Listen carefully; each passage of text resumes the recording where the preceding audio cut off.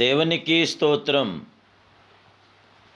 ఏదైనా జీవాధిపతైన దేవాదేవుడైన యెహోవా జీవము గల వాగ్దానం. దేవుని నోట నుండి వచ్చు ప్రతి మాట వలన జీవించును. మత్తయి గ్రంథం 4:4. ప్రియా జీవాధిపతైన దేవాదేవుని బిడ్డలారా, ప్రభువైన యేసుక్రీస్తు సర్వోన్నతమైన నామములో మీ అందరికీ నా హృదయపూర్వకమైన శుభాభివందనాలు ఈ ఉదయకాల సమయంలో ప్రభు పేరట మీకు తెలియపరుస్తున్నాను. దేవుని బిడ్డలారా, మీరు అందరూ బాగున్నారు కదూ? ఆ మహాపరిశుద్ధుడైన దేవాదేవుని యొక్క శాశ్వత కృప నిరంతరం మీతో ఉండి మీ జీవితంలో అద్భుతమైన కార్యం జరిగించాలని ప్రభు పాదసంలో మీ కొరకు ప్రార్థిస్తున్నాను. మీ ప్రత్యేక అవసరం ఉంటే తప్పకుండా మీరు వాట్సాప్ ద్వారా మెసేజ్ చేయండి, మీ కొరకు ప్రార్థన చేస్తాను. దేవుని బిడ్డలారా, మనం జీవాధిపతి అయిన దేవాదేవుని బిడ్డలం. దేవుని నాటి నుండి వచ్చి ప్రతి మాట వలన కూడా మనం జీవించబడదాం.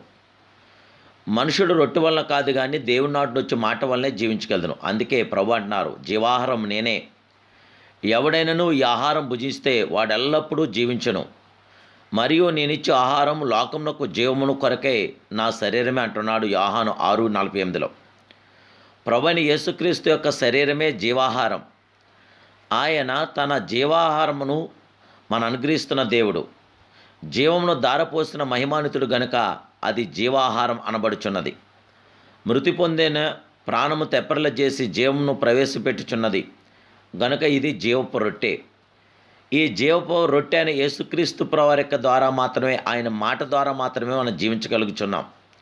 క్రీస్తు యొక్క జీవము మనలో కనబడినట్లు, మనం నిత్యకాలము సంతోషించినట్లు నిత్య జీవం మనలో తెచ్చుచున్నందున ఇది జీవాహారముగా ఉన్న దేవుని బిడ్డలారా. ఒక మానవుడు పాపం చేసినప్పుడు అతని ప్రాణము మృతి పొందుచున్నది. పాపం వల్ల కలుగు జీతం మరణమే. పాపం చేయవాడే మరణొందునని దేవుని వాక్యం మనకి అనేకమంది తీరులా తెలియపరుస్తుంది.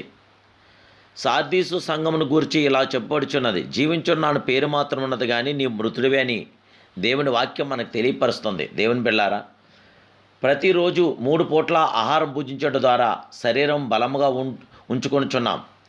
మన ప్రాణమునకును ఆహారం అవసరం కదా. ప్రభు ఇచ్చు జీవపు రొట్టె వారికి ఆహారంగా ఉన్నది. అరణ్యంలో 40 సంవత్సరంలో నడిచిన ఇశ్రాయేలు ఎలాగూ బలం పొందారు? ఆహారంనకై వారి మీద మన్నాను కురిపించిన మహిమాస్వరూపుడు. ఆకాశ ధాన్యము వారికి అనుగ్రహించిన మహిమానితుడు. దేవదూతల ఆహారము నరులు భుజించిరి. భోజన పదార్థములను ఆయన వారికి సమృద్ధిగా పంపాడు. కీర్తన 78:24-25 ఇట్టి మహోన్నతమైన సత్యాలు మనం చూడగలుగుతున్నాం. పరలోకమన్నా భుజించినందున వారు గురుపోతునకు సమానమై బలమును పొందిరి. ఆ బలమును బట్టి కానానులోనున్న 7 జాతులను 31 రాజులను జయించారు. దేవుని బిడ్డలారా, కొత్త నిబంధనలో దేవుని వాక్యమే పరలోక మన్నాగా ఇవ్వబడుచున్నది. అనుదినము ఆహారమును మాకు దయచేయము ప్రభువా అని మనము ప్రార్థిస్తున్నాం. రొట్టె అడిగిన దావీదు రాజు వేకునే ప్రార్థించాడు, దేవా నా దేవుడవు నీవే, వేకునే నిన్ను వెతుకుదును. నీళ్లు లేక ఎన్ని ఉన్న దేశమందు నా ప్రాణం నీ కొరకు తుష్టగొనుచున్నది. కొవ్వు మెదడు నాకు దొరికినట్లుగా నా ప్రాణం తృప్తి పొందుచున్నది. ఉచ్చాయించు పెదవులతో నా నోరు నిన్ను గూర్చి గానం చేయుచున్నది అంటున్నాడు దేవుని బిడ్డలారా. జీమగల దేవాదేవుని బిడ్డలారా, మన ప్రియ ప్రభు సమస్త కార్యములు చేయగల సర్వశక్తి సంపన్నుడైన యేసు అరణ్యంలో 40 దినములు ఉపవాసం ఉండి ప్రార్థించినప్పుడు ఆయన ఆకలిగొన్నాడు. సాతాను ఆయన వద్దకు వచ్చి రాళ్ళను రొట్టెలుగా చేసుకోమని కోరింది. దేవుని బిడ్డలారా, దేవుని బిడ్డల అందుకేసు అంటాడు, మానవుడు రొట్టె వల్ల మాత్రం కాదు కానీ దేవుని నాటి నుంచి ప్రతి మాట వల్ల జీవించనని మరి తెలియపరుస్తున్నాడు. దేవుని నాటి నుంచి ప్రతి మాట మనకు ఆత్మీయ ఆహారంగా, ప్రాణంకు కావలసిన రొట్టెగా ఉన్నదని నేను జీవగల దేవుడి పేరట మీకు తెలియపరుస్తున్నాను. జీవగల దేవుని బిడ్డలారా, దేవుని మాటే మనకి జయము విజయం. దేవుని మాట ద్వారా మనకి ఎన్నో మేలు మనం పొందగలదు. నీ మాటలు నాకు దొరకగా నేను వాటిని భుజించదుని. సైన్యములకు అధిపతికి యెహోవా దేవా, నీ పేరు నాకు పెట్టబడిన గనక నీ మాటలు నాకు సంతోషమును, నా హృదయం నాకు ఆనందంను కలుగుజేయుచును అంటున్నాడు. దేవుని బిడ్డలారా, దేవుని మాట చెప్పిన మనం జీవిందాం. అవి బంగారం కంటేను విస్తారమైన మేలివి, బంగారం కంటేను కోరదగినవి, తేనె కంటేను తేనె దారుల కంటేను మధురమైనవని గుర్తించి మరి దేవుని యొక్క వాక్యం సారా మీరు ముందుకు సాగాలి. తత్వజ్ఞానము, లోకానుసారమైన తెలివితేటలు దేవుని వాక్యంతో పోల్చదగినవి కావని గుర్తించండి. దేవుని వాక్యము ఆత్మీయ జీవమునై ఉన్నది కాబట్టి అది ప్రాణమును తెప్పరిల్ల చేయుచున్నది. భక్తిహీనులకు జ్ఞానము పుట్టించున్నది. ఆ మాటలు మనకు జీవపు రొట్టెగా ఉండవని నేను ప్రభుపేట పదే పదే మీకు తెలియపరుస్తున్నాను దేవుని బిడ్డలారా.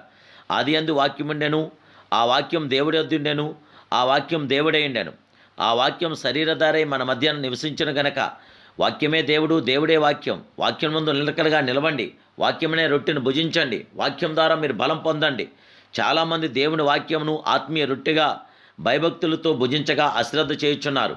మరికొందరు క్యాలెండర్లో ఒక వాక్యం మాత్రం చదివి తన పనులకు పరుగెత్తుచున్నారు. వారి ప్రాణము ప్రియులారా ఎలా జయం పొందగలను దేవుని బిడ్డలారా? మన జీవితంలో ప్రియులారా తాత్కాలికమైన పిల్లలుగా కాక పరలోక పౌరస్థితిని మనం పొంది పరిశుద్ధాత్మ దేవదేవుడికి మహిమార్థమైన జీవితాలు మనం జీవిద్దాం. ప్రభువైన యేసు మీకు జీవపురొట్టెను ఇచ్చుటకు ప్రేమతో ఆహ్వానించున్నాడు. అది నిత్యజీవం మీకు తెచ్చు జీవపురొట్టెగా ఉన్నదని గుర్తించి ప్రభు వాక్యం నందు దేవుని మాటలందు నిల్చండి. తన శిలువ మరణం తరువాత వెంబడించుటలో వినదీసిన శిష్యులు కొరకు తిబేరియా సముద్ర తీరమున నిప్పు మీద రొట్టెలను చేపలను పెట్టుకొని యేసు వేచి ఉండాడు. యోహాను సువార్త 21:9. ప్రియులారా, మన ప్రియ ప్రభు జీవపు రొట్టెను మనం భుజిద్దాం. వారి యొద్ద భుజించడానికి ఏమీ లేవని తెలుసుకున్నప్పుడు ప్రియులారా ప్రభు వారికి రొట్టెను చేపలు ఇచ్చాడు. ఈరోజు ప్రియులారా జీవగల దేవుని యొక్క జీవపు రొట్టెను మనం భుజిద్దాం. పరిశుద్ధాత్మ దేవుడికి మహిమార్థంగా మనం జీవిద్దాం.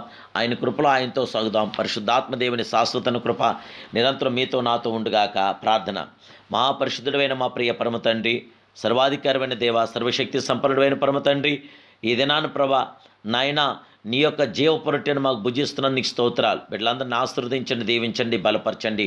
వెళ్ళి దినాన్ని ప్రభా ముందుకెళ్తున్న అన్ని విధాలా సాయం దయచేసి ఏ లోటుపాట్లు కలగని, ఏ షాదుకి లేకుండా అంతా మీ కృపలో బలపరచమని వృద్ధిలో చేయమని యేసయ్య పరిశునామమున ప్రార్థిస్తున్నాను పరమ తండ్రి. Amen, amen, amen. May God bless you.